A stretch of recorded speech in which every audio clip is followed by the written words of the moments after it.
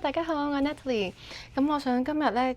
有一個特別嘅題材啦，就係講我最近睇緊一套 Netflix 嘅劇集，得10集嘅啫，就係由 Jisoo 出演嘅一套韓劇，叫做訂閱男友 Boyfriend on Demand。一開始咧以為啦好似好多大製作通常揾明星咧，通常好大嚿錢都會去咗個明星嘅一啲置裝啊、製作費啊裡面，咁變咗咧嗰套劇嘅劇本啦，或者係嗰個製作本身用嘅費用咧，都會大大縮小。但係唔係喎，呢套戲係好好睇，我覺得係好多人生意義裡面喺度啦，講緊人與人之間點樣相處啦，男女情侶之間嘅一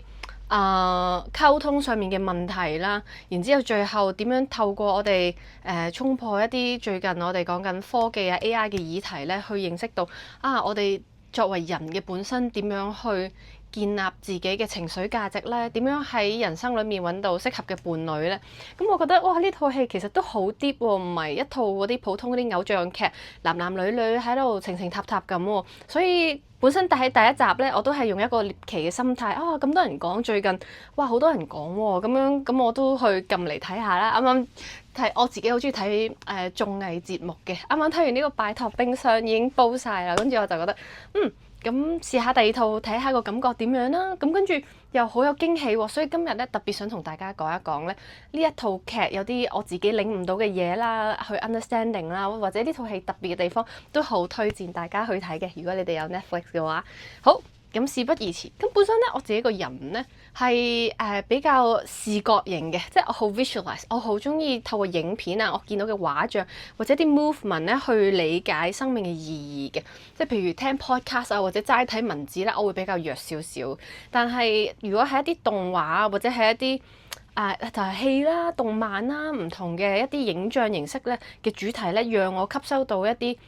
人生嘅經驗啦、意義咧，我係好中意，所以我自己咧係 super movie lover， 我最中意睇戲，我好多戲都好中意睇。而下次大家有興趣咧，都可以問下我，了解下，我分享俾大家聽。咁今日先講咗訂閱男友呢套戲先。咁一開始咧，我以為係 Jisoo 去同唔同嘅男明星好靚仔啊、靚女啊嘅一啲chemistry 啦，咁但係原來咧呢套劇本身嘅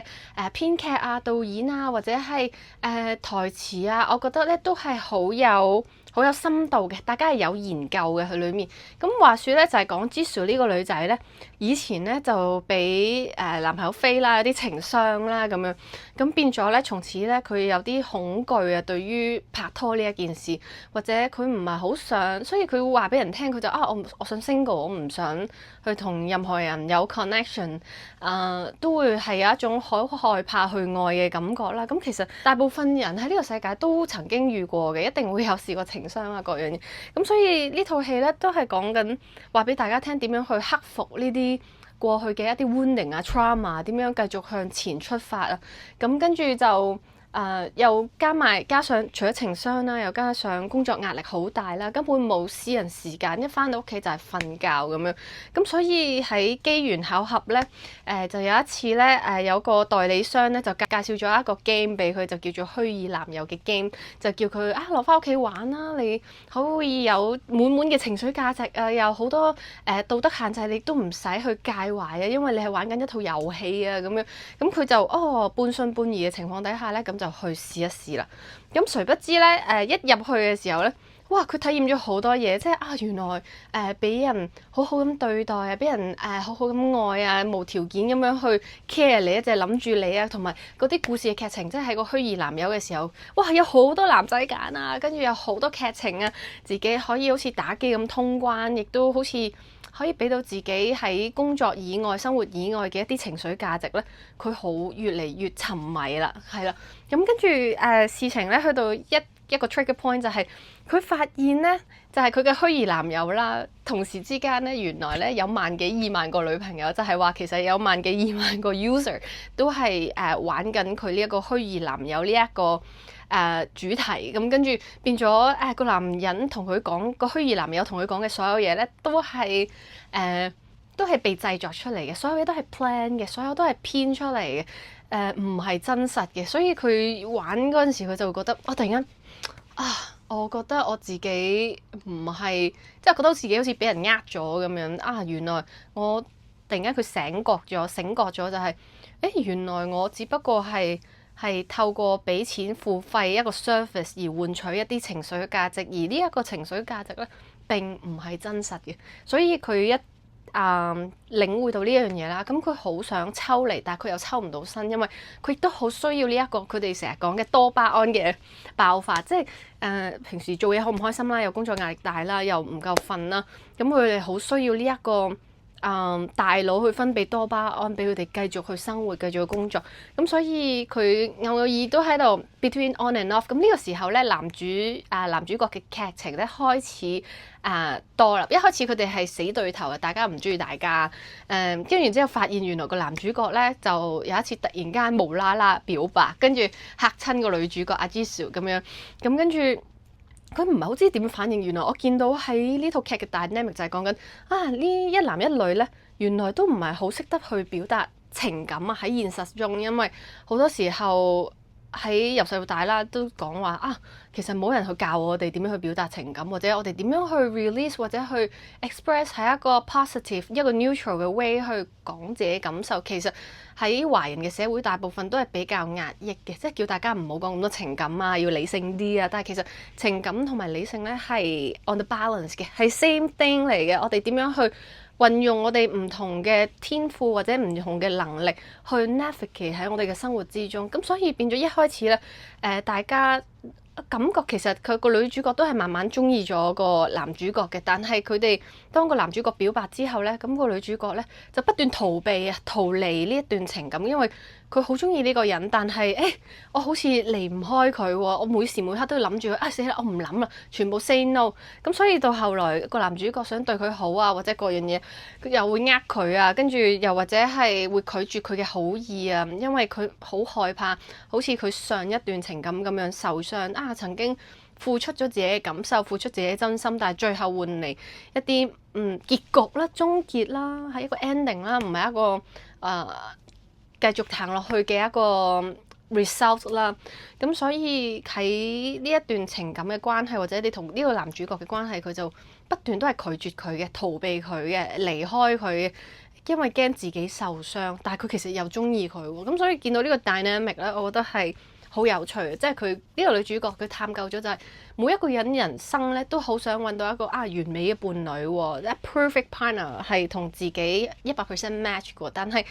當你喺虛擬世界揾到嘅時候，但係覺得又好似唔真實喎，因為所有嘢都係確定嘅，即係譬如虛擬男友個 game 裏面，全部男士都係被 set up 嘅 NPC 去愛你，去俾情緒價值你，所以佢冇個人主見嘅時候，冇個人主觀嘅感受嘅時候，其實佢只不過係一個程式去 program 去做一啲嘢，而唔係真正係你 feel 到嗰種 love 咯。佢純粹你 feeling being cared，feeling being understood， 但係最後都唔係一個好 real 嘅嘢。但係喺事實上咧，呢個女主角喺現實又好害怕喎，因為中意一個人唔係100% 嘅 positive 噶嘛，唔係100% 嘅 good ending 嚟噶嘛，係一場賭博啊！喺嗰個劇集裏面有講話係一場冒險啦，一場賭博啦。嗰個人最後中唔中意你，你哋會唔會一齊係冇人知，但係或許佢就最後喺個結局嘅時候，佢突然間就叮一聲就係覺得，或許生命中就係有呢一種不確定，佢哋先至想去試。所以見到男女主角咧，一開始咧好多頭腦嘅對決啊，每日不斷喺度諗我原來好多嘢都係源自於自己好驚自己唔夠好啊，唔夠好去 provide 俾人啦，唔夠好去愛嗰個人啦，或者驚受傷害，有好多種種唔同嘅情感底下，但係我覺得好好睇。最後佢講到咁當然啦，最後都一定係有情人終成眷屬嘅，喺大部分嘅韓劇裏面。咁但係我覺得佢寫得比較有意義嘅地方，佢就係講話無論未來點樣都好，佢都會想去試咯。即係佢哋話都兩個主角之間，佢哋最後就係學習點樣聽從佢內心嘅想法。我唔諗咁多啦，我諗驚呢樣驚嗰樣，咁不如最後我去好好咁樣去表達出嚟。我今日想做攬住你嘅，我就去做；我今日想帶你去食嘢嘅，就會去做，唔會諗咁多嘢，或者做咁多嘢係與自己嘅內心係分離啊，係啦。咁所以最後我好好嘅信息啦，或者 message 啦，我覺得都幾 spiritual 嘅，for 大家嘅人生啊都好，就係我哋學習點樣去逐漸喺呢個世界唔同嘅 fear 啊問題裏面學習聽從自己嘅內心，feel it from your heart， 然之後去做啦，take action 啦，去 care for 人哋啦，全部都係從 speak your honest truth 啦，become a authentic self 啦，係啦，咁呢啲都係我覺得喺呢一套劇集裏面學到嘅嘢嚟嘅，都想分享俾大家啦。Thank you， 今日大家聽到嚟呢度，咁我睇到呢套戲嘅時候呢，我即刻諗起以前我細個都唔係細個啦，之前睇幾套關於AI 嘅主題，就係我覺得個導演都應該會有睇過，因為有好多影子喺裏面，就譬如 Black Mirror 啦，跟住仲有Her， 一套戲係 Her， 我好中意睇 Her， 係Her 嘅女主角其實冇女主角嘅，佢係得一個 AI 嘅聲優，咁佢其實咧佢唔係聲優嚟，佢係一位演員，荷里活巨星去做，就係我哋嘅黑寡婦 Scarlett Johansson 去拍攝，但係佢只係用聲音去拍攝一個 sexy voice 出嚟，係幫呢個男主角即係做一個AI 嘅伴侶，但係個結局都好唔一樣啦。如果大家有興趣，我都好推薦 Black Mirror 呢個 series 啦，同埋睇 Her 呢一套戲，哇，好好睇 Her 真係。好，咁今日講到嚟呢度先啦，咁下次再見啦，拜拜。